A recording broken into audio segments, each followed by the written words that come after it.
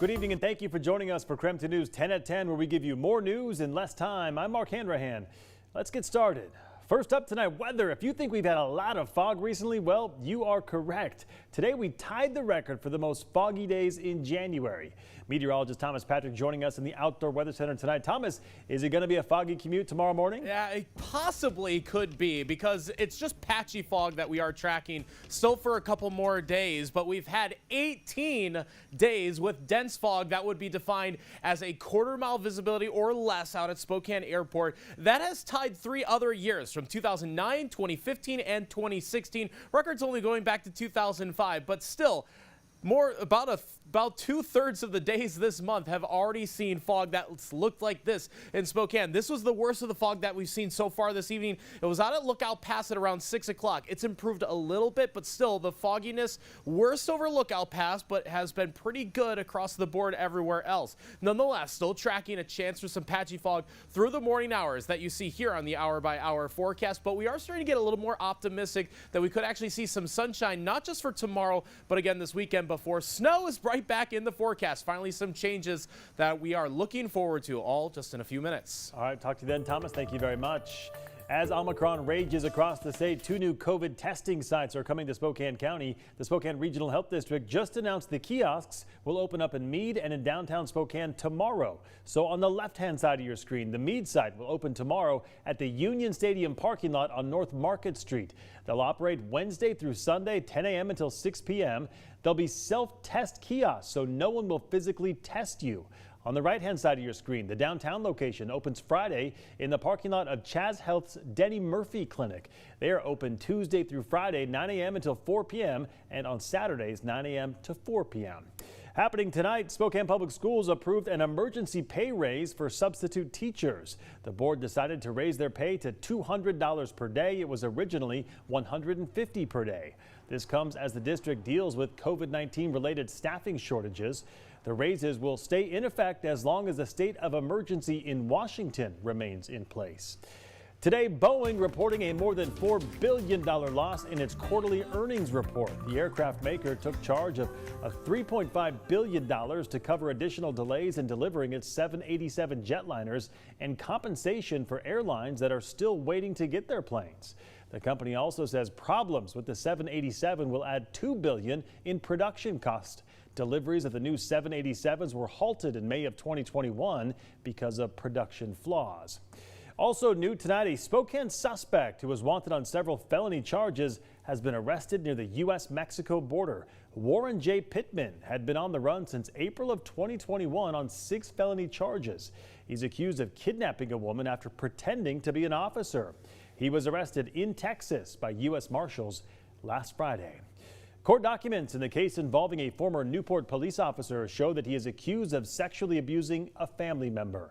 According to the probable cause affidavit, Raul Lopez allegedly assaulted a family member for months. The most recent assault happened less than 2 weeks ago. Lopez, who was formerly a school resource officer, is being charged with 3 counts of lewd conduct with a minor and 2 counts of sexual abuse of a child.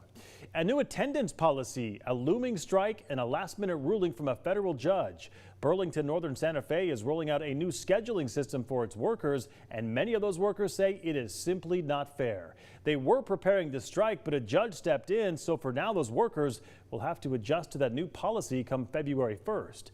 KREM 2's Janelle Finch spoke with local BNSF workers about the new rules and how they'll impact them.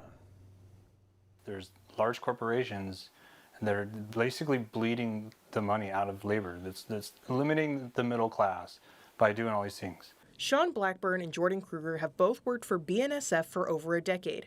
They say they signed on for good pay and benefits, but over the years, they say they've seen their workplace change in ways they're not happy about. I felt good about BNSF, but this high-vis policy just coming down the pike with no warning, no time to prepare. You know, they gave us 30 days. The company's new high-vis policy introduces a point system. Now, workers will be given 30 points for time off for the rest of their career. It begins to sound a little bit like a math equation. So let's say Sean wants to take off the Monday after Super Bowl Sunday for a doctor's appointment. Now to do that, he needs to also take off the Sunday and Saturday beforehand because shifts can run up to 30 hours. And he doesn't want to get called on a train on either of those days and miss his Monday morning appointment. So how many points does Sean use? So we got Saturday 4, 7 for Sunday, 9, 10, 11, 12, 13 points off for Monday out of a total of 30 points, right, for one doctor's appointment. And it's just not enough time off. They'll have to work 14 days in a row to get points back.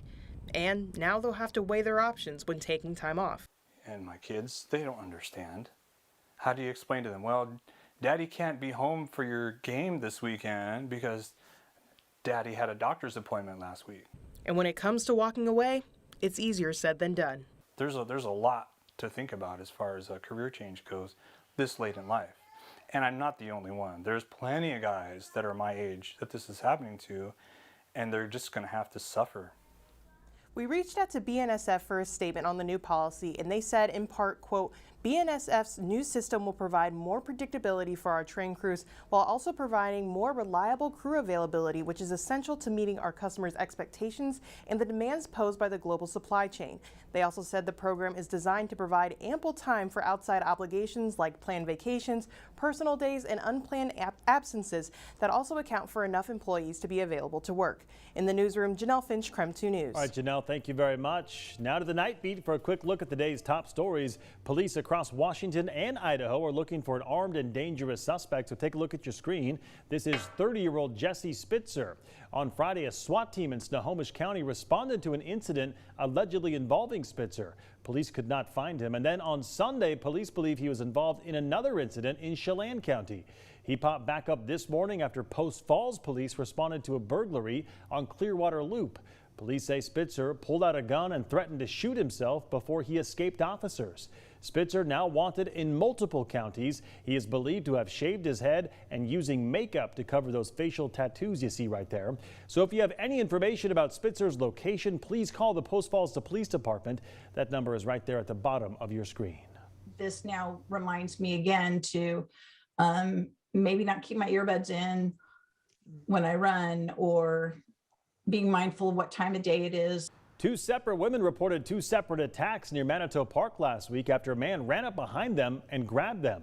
Well, today SPD says they have identified a person of interest, but police have not yet made any arrests. Now detectives with Spokane Police's Special Victims Unit are tracking down the man behind the assault. So coming up in about 5 minutes, we'll hear from a runner who shares new precautions that she is taking to stay safe.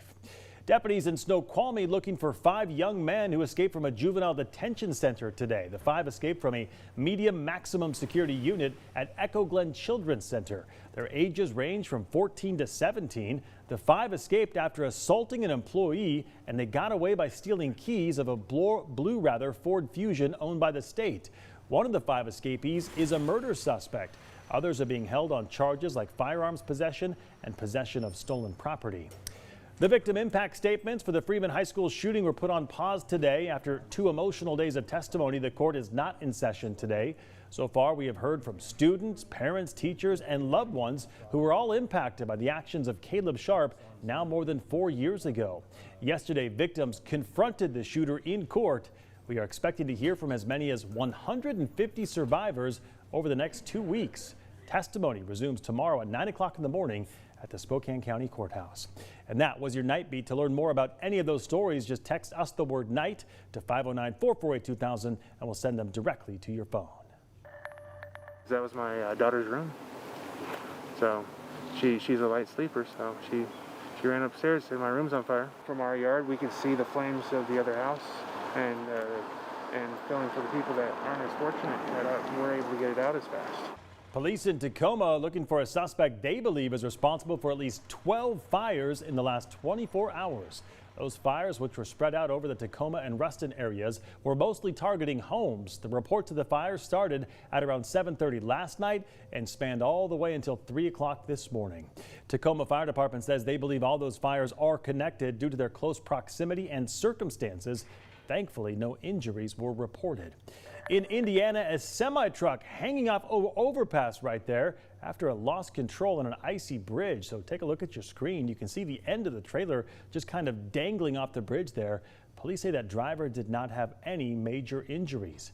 President Joe Biden will be selecting his first Supreme Court judge as president. This after Justice Stephen Breyer announced that he'll be retiring at the end of the court's current term. Breyer was appointed by President Clinton back in 1994 and is the second longest serving justice on the court behind Clarence Thomas. And that was your KREM 2 News 10 at 10, where you get more news in less time. All right, don't go to bed yet, though. Frustration's piling up, and so is the mail. Some Northwest Spokane neighbors say they haven't seen their mail in days. What USPS says is the cause. Plus, later on, a COVID outbreak at a local prison has more than doubled in the past 5 days. We are back in just 90 seconds.